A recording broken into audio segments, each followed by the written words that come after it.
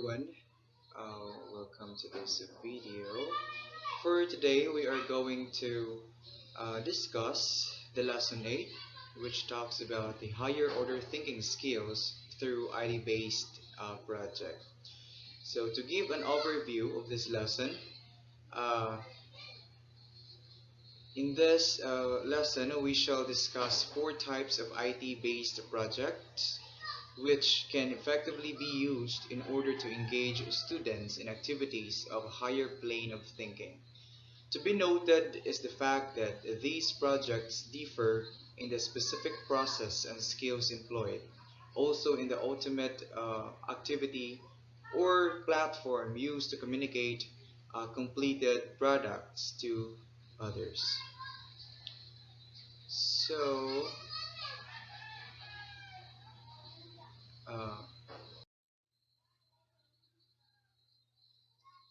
uh, the the key elements of constructivist approach. So first we have the teacher is the one who creates the learning environment. Second, that it is a teacher who gives students the tool and facilities. And the last one, it is a teacher who facilitates learning. So there are four IT-based projects. First, we have the resource-based projects. Second is simple creation. Third is the guided hypermedia project. And the last one, we have the web-based project. So first, we are going to talk about the resource-based project. So in resource-based project, uh, it is a teacher who lets the student find their own facts and information. Uh, it is unlike to the traditional uh, role of the teacher, in which the teacher is the one who is the context expert and information provider. So uh, in this so-called resource-based project, so it is the teacher who lets the student find their own facts and information. And the teacher is also the the guide and facilitator. So in the traditional learning model, it is the teacher who is the expert and the information provider. But here, in the resource-based project, it is the teacher, the role of the teacher is only a guide and facilitator. And in the resource-based project, the sources are varied. It can be print, video, internet, or etc. So, unlike the uh, to the traditional learning model, in which the sources or the only source is only the textbook. The source of information is only the textbook. So here in the resource-based project, the sources is infinite. Oh, there are a lot of sources used, and it focuses on learning, inquiry, quest, or discovery. So it is also unlike to the traditional learning model, in which it only focuses on the facts information that is packaged in the neat parcels. So here in the resource-based project, it focuses on the learning, inquiry, quest, or discovery of the students. And it gives emphasis on process. So the resource-based project gives emphasis or emphasizes the process, unlike to the traditional learning model, in which it focuses on the product, which is the be all and end all of learning only. So that's it. And the assessment of the resource-based project is both quantitative and qualitative. And also, and again, unlike to the traditional learning model in which the assessment is only quantitative. Now let's talk about the general flow of events in a resource-based project.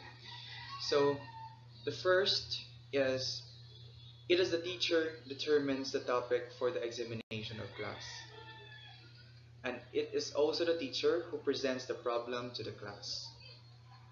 And after giving or after the teacher presenting the problem to the class, it is their responsibility or it is the job of the student to find information on the problem or the questions given by the teacher.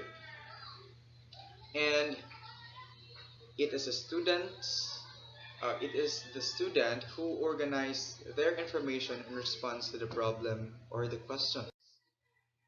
And now, the central principle of the resource-based project is to make students go beyond the textbook and curriculum materials. So before, the uh, the information that the students acquired is only limited to the textbook. But here in the resource-based uh, in this resource-based project, the students can go beyond what is written on the textbook or the curriculum materials. So there are a lot, or there is an unlimited source of information they can acquire. So that's for the resource-based learning. Now let's move on to the simple creations.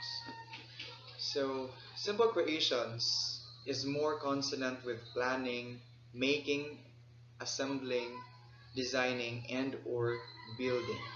For example, in developing software, creativity as an outcome should not be equated with ingenuity or a high intelligence. So there are three kinds of skills or abilities for creativity. First, uh, we have the analyzing. The second one is synthesizing. And the third one is promoting.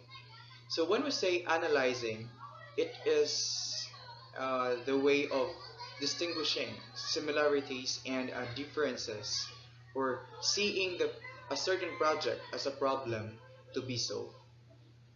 And in synthesizing, it is a way of making spontaneous connections among ideas, and therefore the student can generate interesting for new ideas.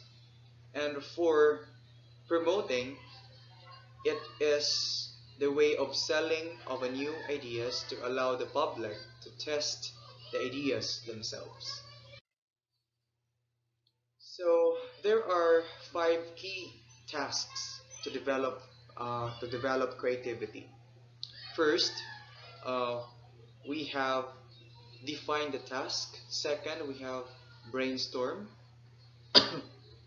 Third one, judge ideas. And the fourth one, act. And the last one, adopt flexibility. So first, when we say define the task, uh, it is the way to let the student uh, clarify their goal. Because I think everyone knows that uh, everything starts from a certain goal. So you cannot do things without knowing what you're heading to, 'di ba? So muna siya, define the task. Second one is the brainstorm. So in this key task, the students themselves will be allowed to generate their own ideas on the project. And after brainstorming, they will proceed to judging the ideas. So meaning, out of all the ideas that the students suggested, so it is also their responsibility to what do you call this one? To judge what ideas fit or suited to make their goal or to achieve their goal. And the next is to act. So it is the students to do their work with the teacher as a facilitator. And the last one is adopt flexibility. So in this, the students should be allowed to shift gears and not follow an action path rigidly. So mono siya. That's all for uh, the simple creations. Good day, everyone. So my name is Kevin. I'll be discussing the two remaining IT-based project. So the third IT-based the project, it is called as Guided Hypermedia Project. So by the word itself, there's already an idea that comes up in our mind, media. So it involves technology.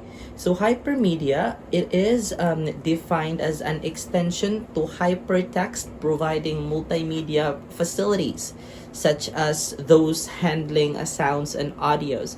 So it's not new to us because at 21st century, technology is very important in our daily lives because it helps our lives easier. It makes our presentation more presentable and very appealing to the eye.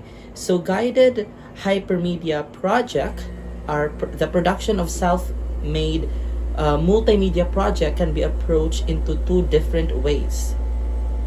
First is instructive tool, and the second is constructive tool. So first, instructive tool. So production by student of a PowerPoint presentation of a selective topics. So this involves software such as PowerPoint. So PowerPoint nowadays is very important, most especially in the environment that we are facing right now. We are under a new normal. We're in more or classes or presentation are being done online. So instructive tool, it helps our topic to be presented appealing to our student, and also it's enjoyable to watch. And the second one is constructive tools. So constructive tools such as student do a multimedia presentation with text, graphs, audio, narration, interviews, or video clips. So one of the best example was our last year semester, wherein Miss Val used to record herself like solving math problems, and she just sent it through Messenger and or through YouTube. So that is one of the best example. Lastly, web-based project. So by the word itself, web. So it involves internet. So web-based project, a student can be made to create and post web pages on a given topic. But creating web pages, even a single page, may be too sophisticated and time-consuming for an average student. So yes, this may be time-consuming, but it's very helpful to each and everyone or every student because they became more innovative, as well as being more resourceful in regards with creating their own web pages, and most especially the knowledge that they can share to other student, as well as the knowledge that they can get from the other student who also post something on their web pages, which is very helpful, most especially in this new normal that we are more on like self-study aside from those materials that are given by our professor.